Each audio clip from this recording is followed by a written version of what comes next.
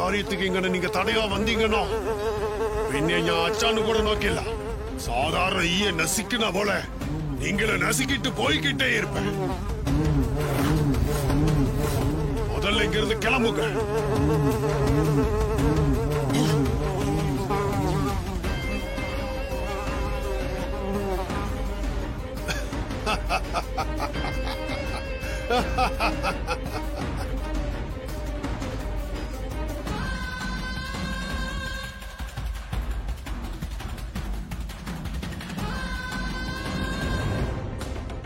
இப்ப என்ன நடந்துச்சுன்னே புரியலையே.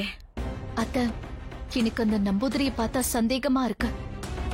ஏன் தமன்னா அப்படி சொல்ற? இல்ல அத்த, அவர் எப்பவுமே வர பழைய நம்பூதிரி மாதிரியே எனக்கு தெரியல. திடீர்னு கண்ணை மூடி ஏதோ முணுமுணுத்தாரு. அப்போ ஒரு ஈ வந்து பறந்து அவர் கை மேல உட்காந்துச்சு. அதுக்கப்புறம் ரொம்ப நேரமா அது கூட என்னமோ பேசிட்டு இருந்தாரு. அவர் என்ன பேசிட்டு இருந்தாரு நம்ம காதுல கேட்கவே இல்ல.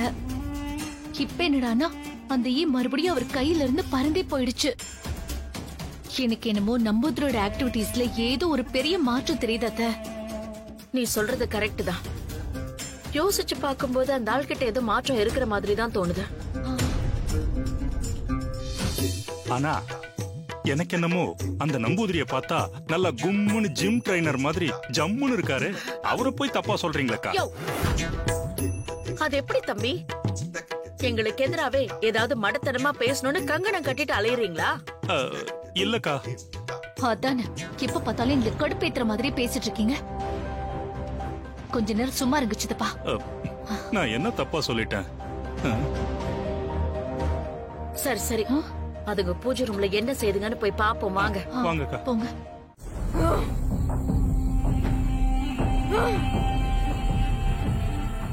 உலகத்தையே கட்டி ஆளணுங்கிற உன்னோட ஆசை நிறைவேறணும்னா நீ மிகுந்த சக்தி வாய்ந்த ஒரு அகோர அதிபதி கூட சேரணும். அது எப்படி நடக்கும்? அவனும் சாதாரண ஆள் இல்ல. இந்த விஷயம் அவ்வளவு எளிதா நடக்க கூடியதும் இல்ல.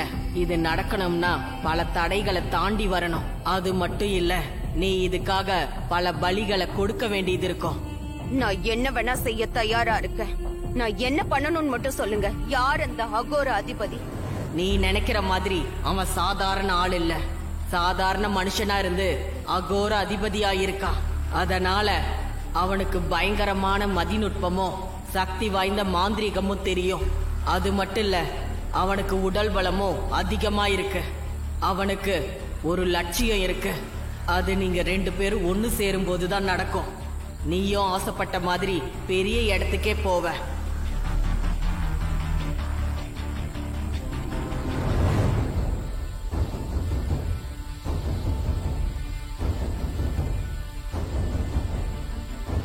அந்த அகோர அதிபதியை எப்படி பாக்குறது?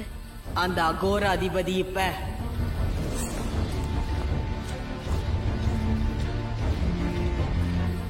நீ ஜோடி சேர போகும் அகோர அதிபதியை மீட்டெடுக்க போகும் ஜாதகத்தை நீ கூடிய விரைவில் பார்ப்பாய். அந்த ஜாதகமும் கோடியில் ஒரு ஜாதகமாக இருக்கும். அப்படி ஒரு ஜாதகத்தை எப்படி நான் கண்டுபிடிக்கிறது? நீயாக அந்த ஜாதகத்தை தேடி போக வேண்டாம் யட்சினி. அந்த ஜாதகமே உன்னை தேடி வரும்.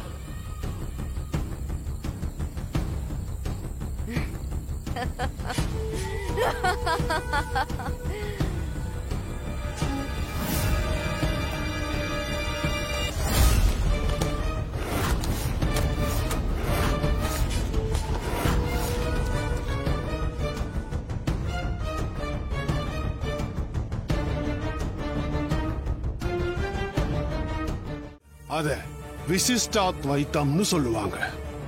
தசவதானினா ஒரே நேரத்துல 10 விதமான செயல்கள் செய்யக்கூடிய ஆற்றல் பெற்றவங்கன்னு சொல்லுவாங்க.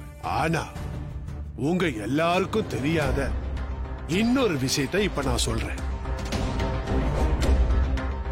ராணியோட வயித்துல வளர குழந்தைய தசவதானின்னு நீங்க எல்லாரும் நினைச்சிட்டு இருக்கீங்க. ஆனா ராணி வயித்துல வளர்ற குழந்தை சதாவதானி.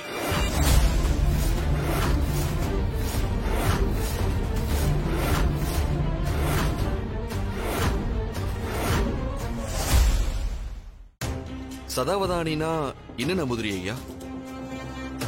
சதாவதானி தான் உண்மையான பேரு. காலப்போக்குல அது மருவிதான் தசாவதானின்னு வந்துச்சு. சித்தார்த்தும் ராணியும் 7வது மாசம் முடிஞ்சு 8வது மாசம் ஆரம்பிக்கும் தருணத்துல அவங்களோட தாம்பத்தியம் ஒண்ணு கூடணும். அப்படி தாம்பத்தியம் ஒண்ணு கூடும்போ சதாவதானின்னு சொல்லக்கூடிய தசாவதானி தன்னோட சக்திய மிக வீரியமா வெளிப்படுத்தும். அதே நேரத்துல ராணிக்கு கர்ப்பகால வயிறு தானா தெரிய ஆரம்பிக்கும். சுகப்பிரசவமும் நடக்கும்.